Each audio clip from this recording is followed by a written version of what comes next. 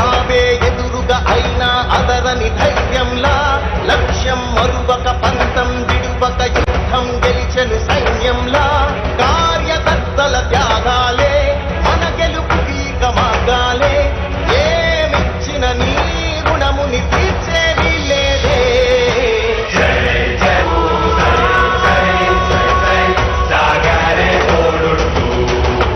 నీవే సారథి నీవే వారధి నీవే పిడికిలి పార్టీకే నీవే చమురివి నీవే వెలుగువి నీవే అండవి జెండాకే ఏం తగిలిన గాయాలే నీ సహనము చూపావే ఏం అదరక ఏం బెదరక ముందుకు తుంపావే జై జై జై జై జై జగనంటూ జై జై జై జై నీ సాటే లేనంటూ జై జై జై జై జై జగనంటూ జై జై జై జై సాగరే తోడుంటూ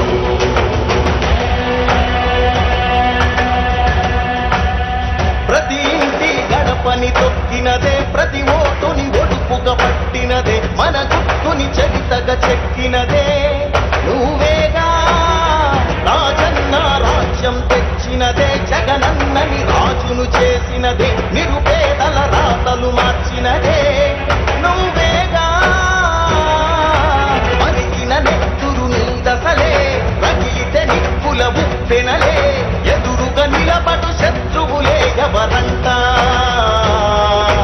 పిడుగులు పడినను పట్టదులే అడుగుకి అలసట పుట్టదులే ఈ గురి ఎప్పుడు తప్పదులే పదమంట పదమంట జై జై జై జై జై జగనంటూ జై జై జై జై నీ సాటే లేనంటూ జై జై జై జై జై జగనంటూ జై జై జై జై సాగరే తోడుంటూ చీపుళ్లతో ఊడ్చి వారి పార్టీని శాసనసభలో 102 నుంచి 23కు తగ్గించారు కదా అని అడుగుతా ఉన్నాను. అదే పని మరోసారి చేయడానికి చొక్కాలు మడత వేయడానికి సిద్ధంగా ఉన్నారా?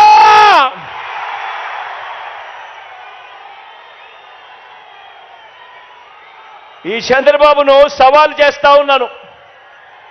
14 ఏళ్ళు సీఎంగా ఉన్న మీ పేరు చెబితే ఇదే పెద్ద మనిషిని చంద్రబాబు నాయుడు గారిని ఇక్కడి నుంచి సవాలు విసురుతా ఉన్నా.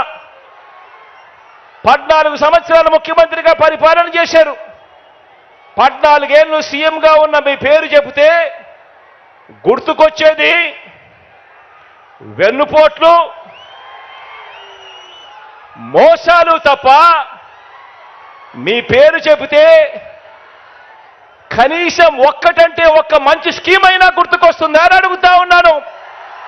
కనీసం మీరు చేసిన ఒక్కటంటే ఒక్క మంచైనా గుర్తుకొస్తుందా అని అడుగుతా ఉన్నాను. 2 చేతులు పైకెత్తి ఇలా ఇలా ఇలా ఇలా ఇలా ఇలా ఇలా ఇలా ఇలా ఇలా ఇలా ఇలా. మరి ఈ పెద్ద మనిషి చంద్రబాబు నాయుడు గారు చేయలేని పనులన్నీ దేవుడు దయతో మనం కేవలం ఈ 57 నెలల పాలనలోనే ఎంత చిత్తశుద్ధితో ఎంతటి మమకారంతో చేశామో ఇవాళ 4 మాటలతో వివరిస్తాను. ఆ పథకాలన్నీ ఇక మీదట కొనసాగాలంటే ప్రతి పేద కుటుంబానికి, ప్రతి రైతన్నకు, ప్రతి అక్క చెల్లెమ్మకు, ప్రతి విద్యార్థికి, ప్రతి అవ్వాతాతకు, ప్రతి సామాజిక వర్గానికి ఎంతటి అవసరమో మన పాలన ప్రజలందరికీ వివరించే బాధ్యతను మనమంతా కూడా తీసుకోవాలి. ఇంతకు ముందే నేను చెప్పాను, ఈ 57 నెలల్లో కని విని ఎరగని విధంగా విప్లవాత్మక మార్పులు తీసుకొచ్చాం. ప్రతి అక్క చెల్లెమ్మ హృదయాన్ని తట్టాం, ప్రతి రైతన్న మనసులో నిలిచాం, ప్రతి అవ్వ తాత చిక్కటి చిరునవ్వుల్లో నిలిచాం, చదువుకుంటున్న ప్రతి పిల్లాడి మనసులో గుండెలో కూడా నిలిచాం. విప్లవాత్మక మార్పులు తీసుకొచ్చి అడుగులు వేశాం. ఈ విప్లవాత్మక అడుగులు ఇంకా కొనసాగాల్సిన అవసరం ఎంత ముఖ్యమో, ఎంత అవసరమో ప్రతి ఇంట్లో ఉన్న ప్రతి అక్కకు చెప్పాలి, ప్రతి చెల్లెమ్మకు చెప్పాలి, ప్రతి ఇంట్లో ఉన్న ప్రతి అన్నకు తమ్ముడికి చెప్పాలి, ప్రతి రైతన్నకు చెప్పాలి, ప్రతి అవ్వ ప్రతి తాతకు కూడా మనమంతా కూడా తీసుకొని పోయి చెప్పాలి. ఈ పథకాలను అందుకున్న ప్రతి ఒక్క కుటుంబం మనకొక స్టార్ క్యాంపెయినర్గా వారందరూ కూడా ఇంట్లో నుంచి బయటికి రావాల్సిన అవసరం ఉంది అని చెప్పి ఆ అవసరాన్ని వైఎస్ఆర్సీపీలో ఉన్న ప్రతి కార్యకర్త, ప్రతి నాయకుడు, ప్రతి వాలంటీర్ ఇంటింటికి వెళ్ళి ప్రతి ఒక్కరికి కూడా వివరించాలి.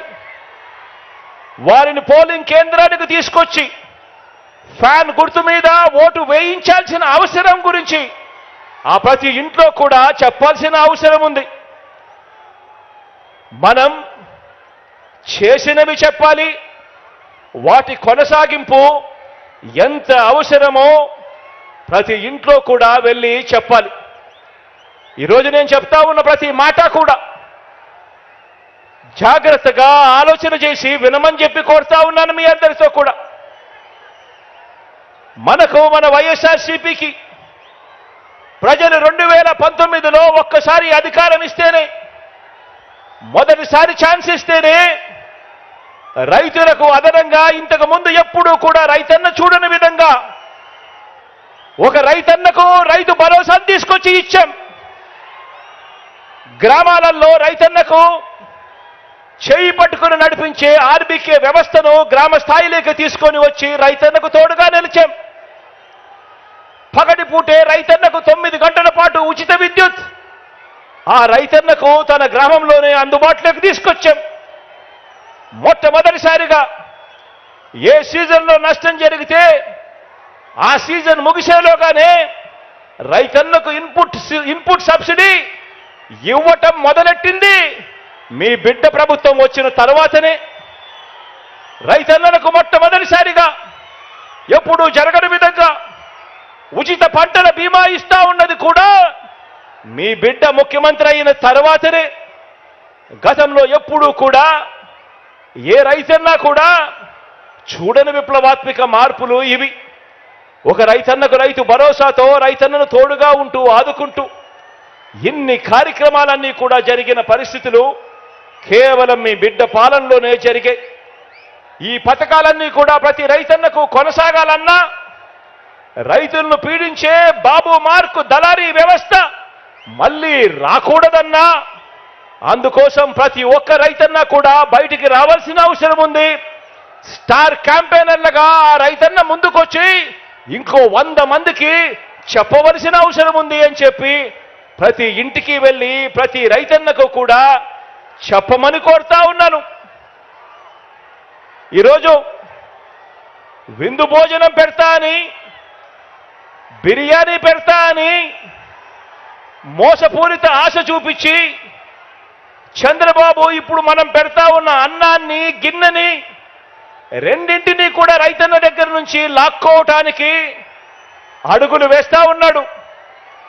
గతంలో ఇదే పెద్ద మనిషి చంద్రబాబు నాయుడు గారు తాను బేషరతుగా చేస్తానన్న 87,612 కోట్ల రూపాయల రుణమాఫీని ఓ మోసంలా ఎలా మార్చాడో ప్రతి రైతన్నకు కూడా గుర్తు చేయాల్సిన అవసరం మనలో ఉన్న ప్రతి కార్యకర్తకు ఉంది.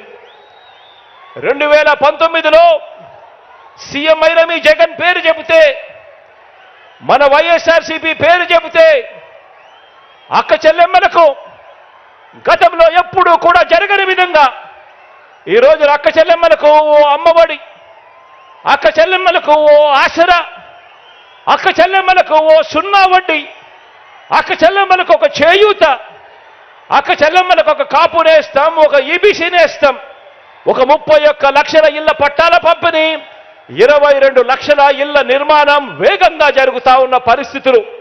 ప్రతి అక్క చెల్లెమ్మ ఫోన్లోనూ ఒక దిశ యాప్, ఆ ప్రతి అక్క చెల్లెమ్మకు తోడుగా ఉండేందుకు అదే గ్రామంలోనే ఓ మహిళా పోలీస్. ఇవన్నీ కూడా గతంలో ఎప్పుడూ జరగని విధంగా మీ బిడ్డ ముఖ్యమంత్రి అయిన తర్వాతనే ఇవన్నీ కూడా అడుగులు పడ్డాయి, జరుగుతూ ఉన్నాయి. ఇవన్నీ కూడా ప్రతి అక్క చెల్లెమ్మకు కొనసాగాలంటే మహిళా సాధికారతకు ఇంతగా అండగా ఉన్న జగనన్న ప్రభుత్వానికి ప్రతి ఒక్కరూ కూడా అండగా నిలవాలని, ఫ్యాన్ గుర్తు మీద ఓటు వేయాలని, మరో 100 మందికి అక్క చెల్లెమ్మ వెళ్ళి స్టార్ క్యాంపెయినర్గా ఓటు వేయించాల్సిన బాధ్యత ఉంది అని గడప గడపకు వెళ్ళి ఆ ప్రతి అక్క చెల్లెమ్మకు కూడా చెప్పాల్సిన అవసరం ఇక్కడ ఉన్న ప్రతి కార్యకర్తకు, ప్రతి అభిమానికి, ప్రతి వాలంటీర్కు ఎంతైనా ఉంది అన్నది గుర్తు పెట్టుకోమని కోరుతా ఉన్నాను. ఆ ప్రతి ఇంటికి వెళ్ళినప్పుడు ఆ అవ్వ తాతల చిరునవ్వుల మధ్య వాళ్ళందరికీ కూడా ఒక్క మాట చెప్పండి, ఆ అక్క చెల్లెమ్మలకు చెప్పండి, ఫ్యాన్ ఎప్పుడు ఇంట్లోనే ఉండాలి, ఫ్యాన్ ఎప్పుడు ఇంట్లోనే ఉండాలి, సైకిల్ ఎప్పుడు బయటే ఉండాలి, తాగేసిన టీ గ్లాసు ఎప్పుడు సింక్లోనే ఉండాలి. ఆ అక్క చెల్లెమ్మలకు మీరంతా కూడా ప్రతి ఒక్కరికి కూడా అర్థమయ్యేలా చెప్పండి. ఇక మన పిల్లల చదువుల విషయానికి వస్తే మన పార్టీ పేరు చెబితే, మీ జగన్ పేరు చెబితే గవర్నమెంట్ బడికి వెళ్ళే పిల్లలకు గతంలో కూడా ఎప్పుడు చూడని విధంగా ఒక ఇంగ్లీష్ మీడియం, ఆ గవర్నమెంట్ బడులకు వెళ్ళే పిల్లలకు ఓ విద్యా కానుక, ఓ గోరుముద్ద, బాగుపడతా ఉన్న స్కూళ్ళు నాడు నేడుతో మొట్టమొదటిసారిగా వాళ్ళ పుస్తకాలకు బైజూస్ కంటెంట్తో అనుసంధానం, మొట్టమొదటిసారిగా వాళ్ళ టెక్స్ట్ బుక్లు బైలింగ్వల్ టెక్స్ట్ బుక్స్గా, ఒక పేజీ తెలుగు, ఒక పేజీ ఇంగ్లీష్తో బైలింగ్వల్ టెక్స్ట్ బుక్స్, మొట్టమొదటిసారిగా ఆ పిల్లల చేతుల్లో ట్యాబ్స్ కనిపిస్తా ఉన్నాయి. మొట్టమొదటిసారిగా ఆ పిల్లలు వెళ్తా ఉన్న ఆ క్లాస్ రూములు, ఆ ప్రతి స్కూల్లో ఉన్న ప్రతి క్లాస్ రూము కూడా 6వ తరగతి నుంచి ఆ పైబడిన ప్రతి క్లాస్ రూమ్లోనూ కూడా ఈరోజు డిజిటల్ బోధనతో, ఐఎఫ్పి ప్యానెల్స్తో ఈరోజు క్లాస్ రూమ్స్ అన్నీ కనిపిస్తా ఉన్నాయి. మొట్టమొదటిసారిగా సబ్జెక్ట్ టీచర్ కాన్సెప్ట్ బడులలో ప్రవేశపెట్టడం జరిగింది. మొట్టమొదటిసారిగా టోఫుల్ను సైతం ఈరోజు క్లాస్ రూమ్లలో బోధన చేయడం జరుగుతూ ఉంది. మొట్టమొదటిసారిగా పిల్లలందరికీ కూడా సిబిఎస్ఈ నుంచి ఐబీ వరకు కూడా ఈరోజు ప్రయాణం సాగుతూ ఉంది. ఇక పెద్ద చదువులు చదువుతా ఉన్న పిల్లలకు మొట్టమొదటిసారిగా ఏ క్వార్టర్లో ఉన్న ఫీజులు ఆ క్వార్టర్ అయిపోయిన వెంటనే ఆ పిల్లలకందరికీ కూడా తల్లుల ఖాతాల్లోకి పూర్తి ఫీజుని